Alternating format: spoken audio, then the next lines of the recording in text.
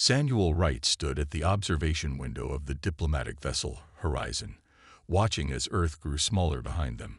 The vastness of space stretched before him, but his mind was focused on the mission.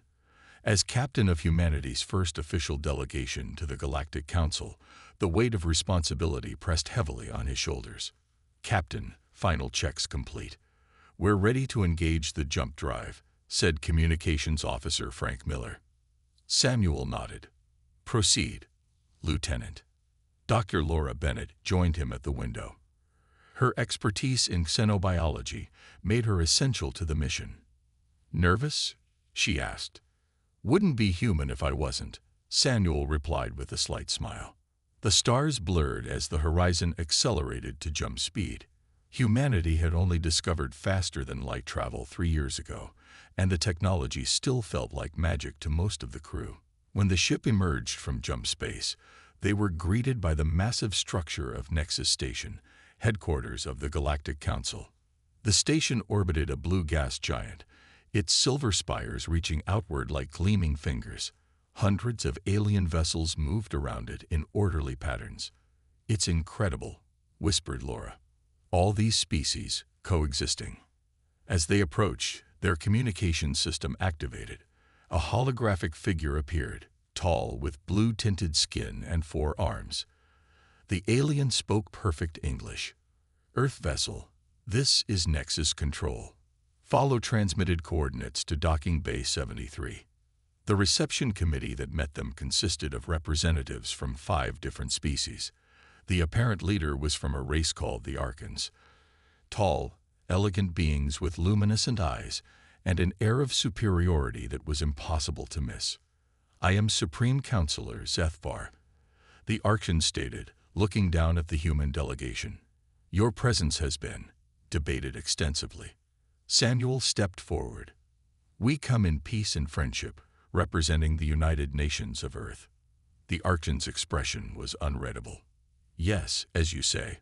Follow me to the council chambers."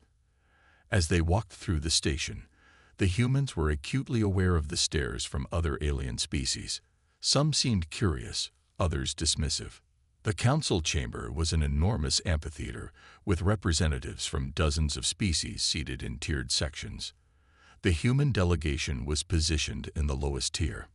"The council recognizes the representatives of Earth," announced a translator device. "You may present your case for consideration." Laura whispered to Samuel, "They're treating this like we're petitioning a court, not establishing diplomatic relations." Samuel nodded slightly before addressing the council. He spoke of Earth's achievements, their desire for peaceful exchange of knowledge, and their hope to join the galactic community as equals. When he finished, there was silence. Then, soft laughter rippled through several sections of the chamber. Supreme Counselor Zethvar spoke. "Humans, your species has barely mastered rudimentary space travel. Your technology is centuries behind even the least advanced council member. What could you possibly offer?" "We offer friendship," Samuel replied firmly. "And perhaps a fresh perspective." "Perspective?" The Orc's voice was cold. "Let me be clear. Your world has resources we find useful. Your people have potential as a labor force. That is your value." Laura stepped forward. "We came here as equals, not as subjects." "Equals." More laughter echoed. "You will find your place in the galactic order, humans. It simply isn't what you imagined." As the meeting continued, Paul Jackson, the delegation's security chief, noticed something concerning. He subtly motioned Samuel aside. "Sir, our translator is picking up side conversations. They're discussing Earth as a resource acquisition target. They never intended to welcome us as equals." Samuel's jaw tightened. "Keep recording everything." Later, in their assigned quarters, the delegation reviewed what they had learned. The Galactic Council was dominated by the Archean Empire, which systematically exploited less advanced species. Several other races had been integrated this way over centuries. "They're not looking for allies," Laura said quietly. "They're looking for subjects." Samuel gazed out at the stars. "Then we need to warn Earth. Because if this is how they treat potential friends, I don't want to see how they treat enemies. What none of them realized was that humanity's refusal to accept their proper place would soon shake the foundations of galactic civilization. The message from Nexus Station arrived 3 months after the diplomatic mission's return to Earth. It appeared simultaneously on every communication channel worldwide, causing panic and confusion. Admiral George Carter watched the alien's face on the main screen at Global Defense Headquarters. Supreme Counselor Zethvar's voice was calm, but left no room for negotiation. People of Earth, the Galactic Council has determined your world will be placed under Archean protection. Your resources will be harvested for the greater good. Your people will be given appropriate tasks within our empire. Resistance is unnecessary and inadvisable. You have 30 Earth days to prepare for our arrival. When the transmission ended, the room erupted in angry voices. They're not even pretending this is a request, said George, his face grim. It's an ultimatum. In the days that followed, Earth's leaders gathered in emergency session. Some nations argued for immediate surrender to prevent bloodshed. Others insisted on fighting, regardless of the technological gap. Dr. Olivia Martinez, who had been analyzing the alien data brought back by the Horizon mission, requested an urgent meeting with military leadership. Admiral, I found something, she said, spreading diagrams across the table. Their shield technology has a critical vulnerability. It can't adapt to rapidly modulating frequencies. George studied the information. Can we exploit this? I believe so, Olivia replied. But we need to modify our weapon systems immediately. Across Earth, preparation for defense began. Old enemies set aside differences to face the common threat. Weapon systems were retrofitted according to Dr. Martinez's specifications. Civilian bunkers were established worldwide. In lunar orbit, the first skirmish occurred when 3 Archean scout ships approached Earth's defenses. Commander Peter Wells led the counterattack from the flagship, Defiant. Enemy vessels approaching. Weapons hot, reported Officer Julia Reyes. Remember the plan, Peter said. Draw them in, then hit them with the modulating pulse weapons. The battle was brief but significant. 2 Archean ships were disabled, and 1 escaped. It was humanity's first victory against a technologically superior enemy. Back on Earth, the news sparked celebration, but George Carter knew better. That was just the advance guard, he warned the Defense Council. They were testing us. He was right. 1 week later, a massive Archean fleet appeared at the edge of the solar system. Hundreds of warships began advancing toward Earth. Global President Ellen Ramirez addressed the United Nations. They expect us to be paralyzed with fear. They expect surrender. But throughout history, humanity has faced seemingly impossible odds and persevered. As the Archean fleet approached Mars, they encountered the first major Earth defense line. What should have been a quick victory for the technologically superior force turned into a protracted battle as Earth vessels used unorthodox tactics. They're not fighting according to any known combat doctrine, complained Archean Fleet Commander Dravzar to Supreme Counselor Zethvar. Their vessels are inferior, yet they attack in chaotic patterns that make no strategic sense. They are primitives, replied Zethvar. Crush them and move on. But the Earth forces continued surprising the invaders. Ships would appear from hiding places in asteroid fields. Nuclear mines were deployed in unexpected configurations. The modified pulse weapons temporarily disabled Archean shields, allowing Earth's missiles to strike their targets. In his command center, George received reports from the front lines. Despite clever tactics, Earth was losing ships at an unsustainable rate, but they were inflicting damage and buying time. Dr. Olivia Martinez entered with new information. Admiral, we've intercepted communications between their fleet and command. The Archons are not accustomed to resistance from lesser species. Their commander is frustrated. Good, said George. Let them know humanity doesn't surrender easily. As the Archean fleet pushed past Mars toward Earth, they encountered increasingly fierce resistance. The invaders had expected a quick submission. Instead, they found themselves facing a species that refused to accept its supposed place in the galactic hierarchy. Earth was outnumbered and outgunned, but not outfought. The siege of humanity's homeworld was about to begin. The sky above Earth darkened as Archean warships took position in high orbit. Their massive hulls blocked sunlight in some areas, casting strange shadows across the planet's surface. The siege had begun. Global communications remained intact despite Archean attempts to disable them. This was largely thanks to engineer Ryan Phillips and his team, who had worked tirelessly to develop adaptive routing systems that could evade alien interference. "They're trying to isolate us, divide us," Ryan explained to military leadership.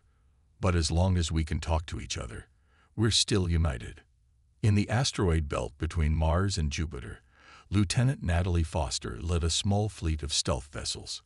Her mission was simple but dangerous: disrupt Archean supply lines and gather intelligence. Silent running, Natalie ordered as her ship, the Wolverine, drifted behind a large asteroid. Ahead, 3 Archean cargo ships passed, escorted by a single warship. "Perfect," she whispered. "Just like we practiced." "On my mark." The Earth vessels emerged simultaneously from hiding, hitting the Archean ships with modified pulse weapons before they could raise shields. The engagement lasted less than 5 minutes. When it was over, the Archean ships were disabled, and Natalie's team began boarding operations. These supplies were headed to their main fleet. Natalie reported back to Earth Command.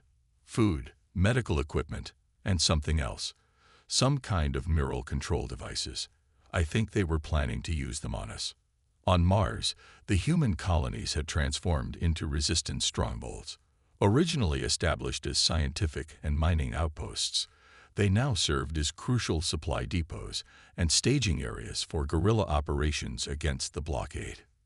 Governor Jack Wilson coordinated these efforts from underground bunkers.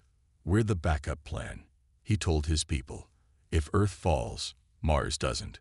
We keep fighting." Back on Earth, people adjusted to life under siege. Food rationing began in most regions. Power was intermittent as energy was diverted to defense systems. But instead of breaking the human spirit, these hardships seemed to strengthen resolve. In cities around the world, civilian resistance movements emerged. People gathered in homes and shelters to listen to banned broadcasts and share information. Children built models of Earth ships and played Defeat the Aliens in the streets. The Archeans had expected humanity to crumble under pressure. Instead, they faced increasingly coordinated resistance. "Their so-called Ghost Fleet is particularly troublesome," reported Archean Commander Dravzar. "Our sensors cannot reliably track their movements." The Ghost Fleet was Admiral Carter's greatest achievement, a group of vessels using experimental stealth technology developed by Ryan Phillips. These ships could approach Archean positions undetected, strike rapidly, and disappear. "We can't win through direct confrontation," George explained to his officers, "but we can bleed them, make them pay for every inch." The Archeans responded with orbital bombardments of military targets. Cities were spared, as the aliens wanted Earth's infrastructure intact, but defensive installations were systematically targeted. During one such attack, a shield facility in northern Canada was hit. As fire spread through the complex, technician Maria Lopes remained at her post, manually rerouting power to maintain the shields protecting nearby civilian populations. "Maria, you need to evacuate now," her supervisor shouted over the communication system. "3 more minutes," she replied calmly. "That's all I need to complete the bypass." When rescue teams reached the facility hours later, they found Maria unconscious but alive, with the bypass completed. Her actions had saved thousands. Stories like Maria's spread around the world, inspiring others. Humanity had not fought an existential war for generations, but they remembered how. Old military manuals were studied. Historical resistance movements were examined for tactics. Everywhere, people adapted and innovated. 6 months into the siege, Supreme Counselor Zethvar was forced to admit an uncomfortable truth to the Galactic Council. The human containment operation is taking longer than anticipated. They are surprisingly resilient. Another council member leaned forward. Are you saying these primitives are actually resisting the might of the Archean Empire? Zethvar's expression hardened. A temporary situation. No species has ever withstood us indefinitely. But as Earth entered its 7th month under blockade, the impossible seemed to be happening. Humanity wasn't just surviving. They were learning to fight back. Commander Daniel Clark stared at the tactical display aboard his ship, the Defiant. Jupiter's moons glowed as digital markers on the screen, but his attention was focused on the approaching Archean fleet. They outnumber us 3-1, said his second-in-command, Susan Reed. Daniel nodded. But they'll be fighting in our territory, by our rules. The Battle of Jupiter's moons began as the Archean fleet entered the gas giant's complex gravitational field.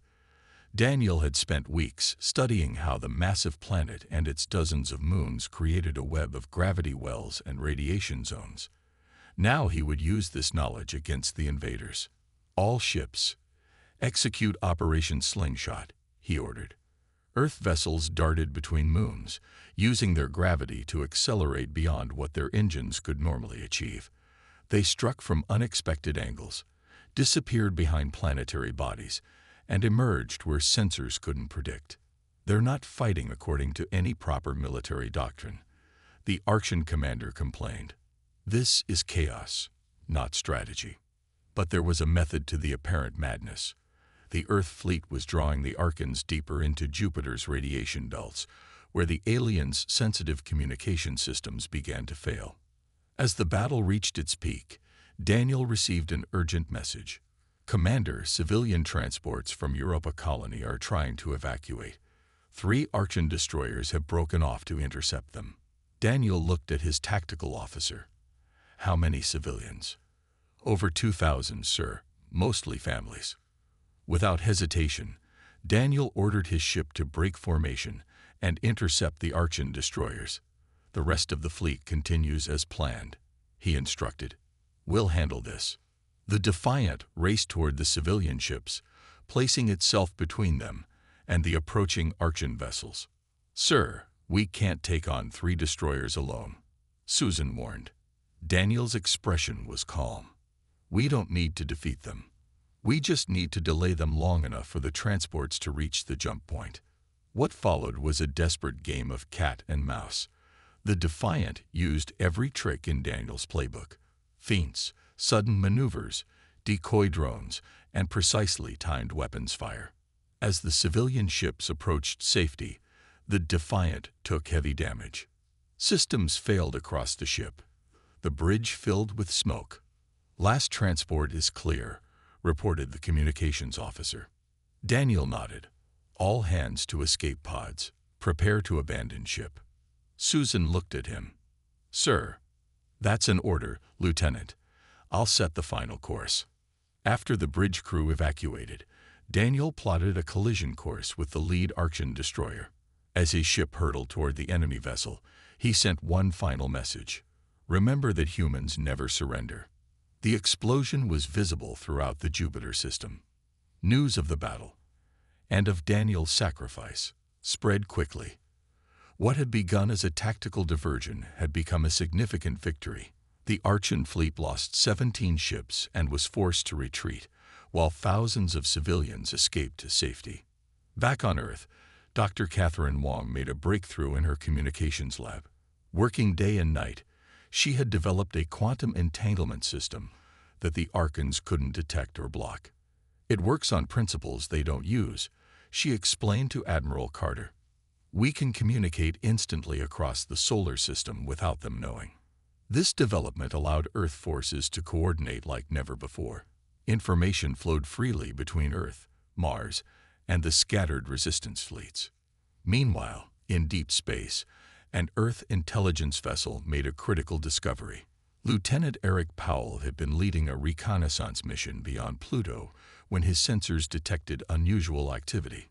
It's an Archean ship, he reported, but it's not headed toward our system. It's returning to somewhere else. Eric's team tracked the vessel, mapping its course through uncharted jump points. When they analyzed the data, they realized they had found something invaluable: the location of the Archean homeworld. At the same time, diplomatic contacts were established with two other species who had suffered under Archean rule, the Viridians and the Crawl. Both had been fighting their own resistance campaigns for decades. "We thought we were alone in opposing them," said the Viridian ambassador during a secret meeting on Mars. "So did we," replied Earth's representative. "Perhaps that's exactly what they wanted us to think." As plans for a coordinated counteroffensive took shape, Admiral Carter named it Operation Defiance. After nearly a year under siege, humanity was no longer just resisting. They were preparing to take the fight directly to their oppressors. The turning point had arrived. 5 Archean supply ships moved through the Cygnus sector, following their standard route. For months, this corridor had been secure, a reliable path for resources flowing to the ongoing Earth containment operation. The crews were relaxed, their guard lowered. None of them noticed the small objects attached to their hulls during their last stopover. Devices designed by Earth engineers to remain undetectable to Archean sensors. Captain Alan Russell watched from the bridge of his stealth vessel as the countdown reached 0. "All teams, execute now," he ordered quietly. Simultaneously, the devices activated. The Archean ship's power systems shut down, leaving them drifting helplessly. Before they could restore emergency power, 12 Earth vessels decloaked around them. "Archean vessels, this is Captain Russell of Earth Defense Forces. Your ships are disabled. Surrender immediately." This scene repeated across Archean space as Operation Defiance launched. After months of planning, Earth forces struck key Archean supply routes, command centers, and communication hubs in a coordinated assault. The counterattack had begun. On the Archean homeworld, Supreme Counselor Zethvar received increasingly disturbing reports. "Impossible," he snapped. "These are primitives. How could they coordinate attacks across such distances?" His aide seemed reluctant to speak. "There's more, Counselor. 3 subjugated systems have declared independence following the human attacks. The Viridians, the Crawl, and the Erosians are in open revolt." Zethvar's eyes narrowed. "The humans are inspiring others. This cannot be tolerated." Within the Archean command structure, a human operative worked silently. Alan Russell had spent months preparing for this mission. Using advanced disguise technology and carefully stolen credentials, he had infiltrated the heart of the enemy's operations. As chaos spread through Archean command, Alan accessed their central database. The information he was gathering would be crucial to Earth's continued campaign. "Control, this is Phantom," he whispered into his concealed communicator. "Transmitting data packet Alpha. You won't believe what I found." The data revealed the locations of all Archean military installations, the movements of their fleets, and most importantly, the defense plans for systems currently under their control. Using this intelligence, Earth forces and their new allies targeted 3 star systems known for their harsh treatment under Archean rule. The liberation operation was led by Commander Grace Murphy, whose family had been among the first casualties when the Archons attacked Earth. "Remember, we're not just fighting for ourselves anymore," Grace told her fleet. "We're fighting for everyone they've ever oppressed." The battles were fierce but decisive. In each system, once the local population realized help had arrived, they rose up against their Archean overlords. Decades of resentment exploded into action as former slaves became freedom fighters. On Viridian Prime, the planet's inhabitants tore down statues of Archean leaders and raised new banners, many bearing symbols of Earth alongside their own. "We heard stories about your resistance," a Viridian elder told Grace. "How you refused to submit even when they blockaded your world. It gave us courage." News of the liberated systems spread quickly through the galaxy. Species that had accepted Archean rule for generations began questioning their masters. The once solid Galactic Council fractured as member worlds chose sides. "The humans must be eliminated," Zethvar declared to the remaining loyal council members. Their defiance is a disease that spreads. But another counselor, from the ancient Tellurian species, spoke up. Perhaps we should consider negotiation. This conflict is damaging trade throughout the quadrant. Negotiate with primitives. Zethvar was incredulous. They should be grateful we chose to harvest their resources rather than simply eliminating them. Yet they fight on, observed the Tellurian. And now others fight with them. Earth had become more than just a rebellious planet.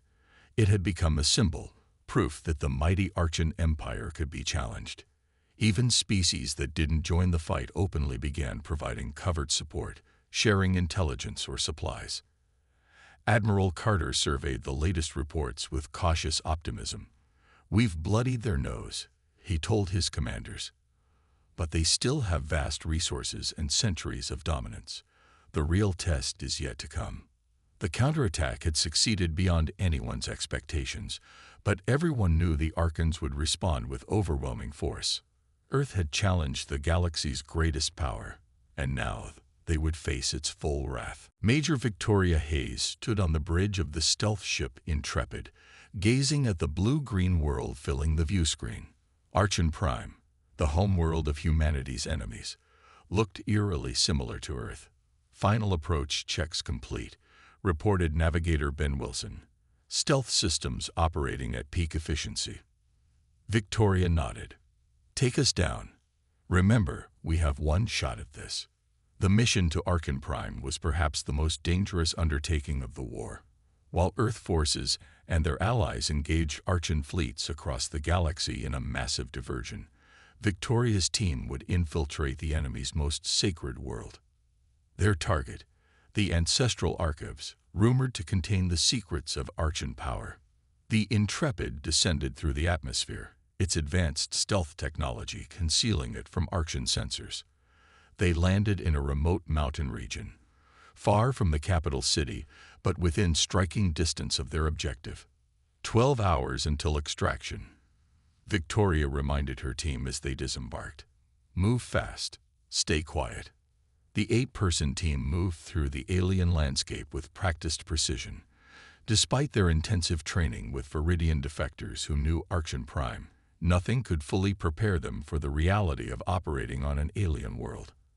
At the perimeter of the archives, they encountered their first obstacle: genetically engineered guardian creatures that resembled large, 6-legged panthers with luminescent eyes.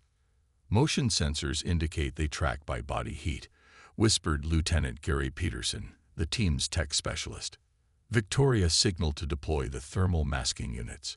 The small devices created false heat signatures, confusing the creatures long enough for the team to slip past. Inside the archives, they split into 2 groups. Victoria led the main team toward the central chamber, while Professor William Moore headed for the data repositories with 2 guards. William had spent decades studying alien civilizations before the war.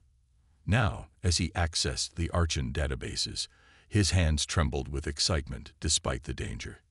"This is incredible," he murmured as information flowed across his screen. Victoria, on finding references to something called the Ascension Project. "It dates back thousands of years." "What is it?" Victoria's voice came through his earpiece. "It appears to be." William paused, double-checking his translation. "A genetic engineering program. The Archons weren't always as they are now. They'd modified themselves, generation by generation." Meanwhile, Victoria's team reached the central chamber. A vast, dome-shaped room filled with artifacts and display cases. At its center stood a pedestal containing what appeared to be an ancient device. "This matches the description from our intelligence," Victoria said. "The Archean Genesis engine." As she approached the device, her scanner revealed something unexpected. "William, are you seeing this? The energy signature is similar to Earth technology, but far more advanced." In the data repositories, William made a startling discovery. "Victoria, according to these records, the Archons visited Earth thousands of years ago. They found primitive humans, and," his voice faltered, "they experimented on them. We're genetically related to the Archons." That can't be possible, Victoria replied. It is. And there's more. The Archons' genetic modifications made them stronger, but introduced a critical flaw. They're degenerating. That's why they've been conquering worlds. They're harvesting genetic material to save themselves. Their conversation was interrupted by alarms. Security forces had discovered the intrusion.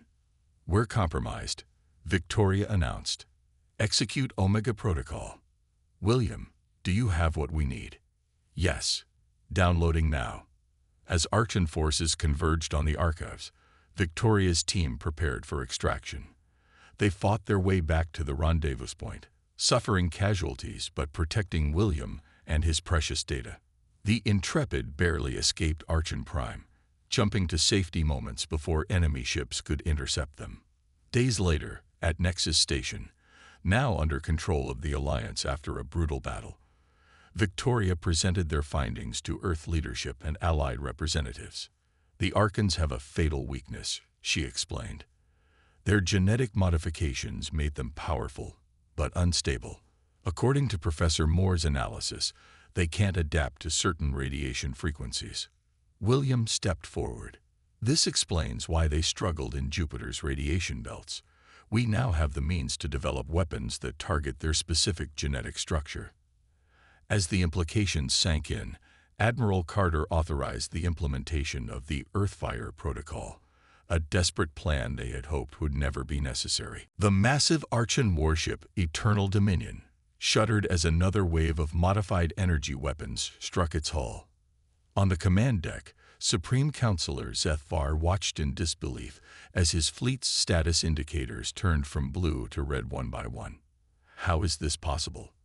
he demanded. "They are using our own genetic structure against us." His science officer's voice was grim. "The humans discovered our weakness. The radiation frequency of their weapons disrupts our enhanced cellular structure. Around them, across dozens of star systems, the final battle of the war rage. Earth forces and their allies had deployed the Earthfire Protocol, specialized weapons that targeted the Archon's genetic vulnerability without harming other species. After 3 years of brutal conflict, the tide had finally turned. On the bridge of the Earth flagship, Resilience, Admiral George Carter monitored the battle with steady eyes. The cost had been enormous. Millions of lives lost, worlds scared by war, but humanity had never wavered. Archon's Central Command is requesting communication, reported his communications officer. George straightened his uniform. "Put them through." Zethvar's face appeared on the screen, his once imperious expression now haunted. "This slaughter must end, human. We are prepared to discuss terms." "Unconditional surrender is the only acceptable outcome," George replied. "The Archon Empire as it exists today must end." For a moment, the ancient ruler seemed ready to refuse. Then, shoulders slumping slightly, he nodded. "It shall be as you say." News of the Archon surrender spread across the galaxy at quantum speed. On Earth, celebrations erupted in cities still bearing scars from orbital bombardments. On liberated worlds, former slaves tearfully embraced their freedom. 3 months later, representatives from over 100 species gathered at Nexus Station for the formal establishment of the Galactic Federation of Independent Worlds. By unanimous agreement, Ambassador Lisa Chen of Earth was chosen to deliver the inaugural address.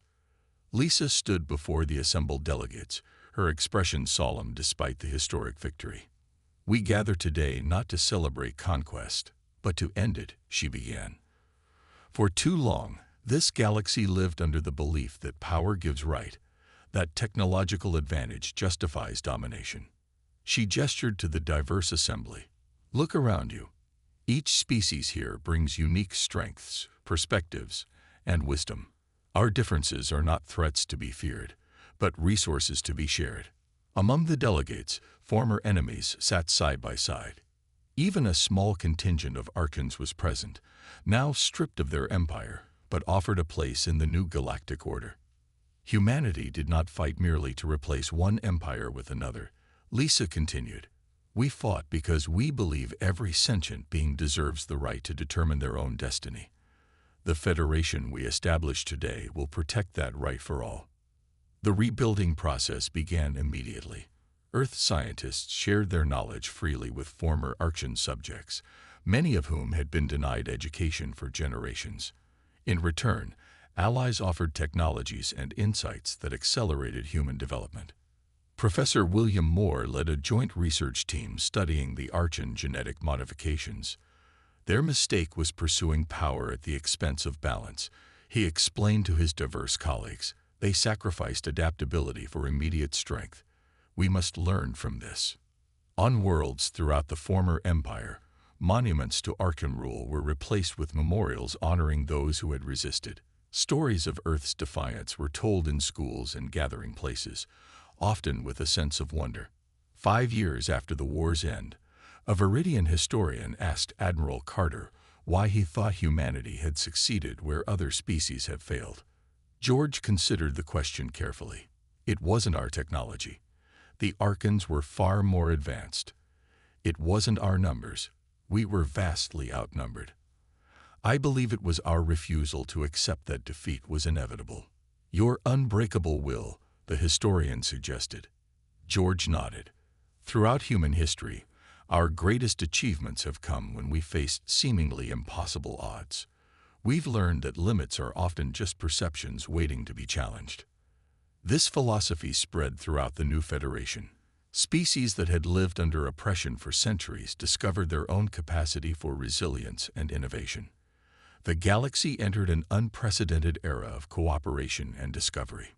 On the 10th anniversary of the Federation's founding, the new Nexus Council unveiled a simple monument at the heart of the station. It featured no weapons or warriors, just a small blue-green world, Earth, with an inscription in multiple languages. From one small world came a force no empire could break, the unbreakable will to be free.